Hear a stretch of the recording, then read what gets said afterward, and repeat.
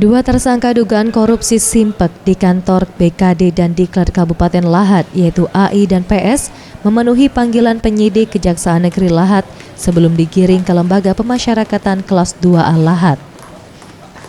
Tersangka AI yang hadir memenuhi panggilan pihak kejaksaan tampak mengenakan baju kemeja bermotif, serta tersangka PS juga tampak mengenakan baju kemeja bermotif. Keduanya datang ke kantor Kejaksaan Negeri Lahat dengan didampingi kuasa hukum masing-masing. Setelah menjalani proses pemeriksaan kesehatan dan sterilisasi di kantor Kejaksaan Negeri Lahat, kedua tersangka selanjutnya digiring ke Lapas Kelas 2A Lahat dengan mengendarai 2 unit mobil.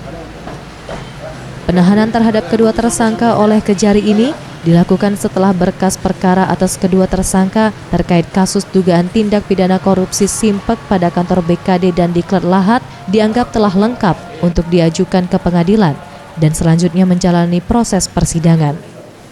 Hal ini disampaikan Kepala Seksi Pidana Khusus Kejari Lahat, Rifki Arialfa.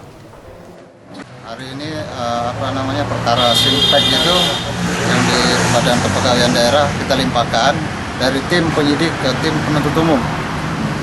2 orang atas nama terdakwa Prastiwi dan Azwardi. Satu yang Prastiwi selaku PPDK, yang Azwardi selaku ketua panitia lelang.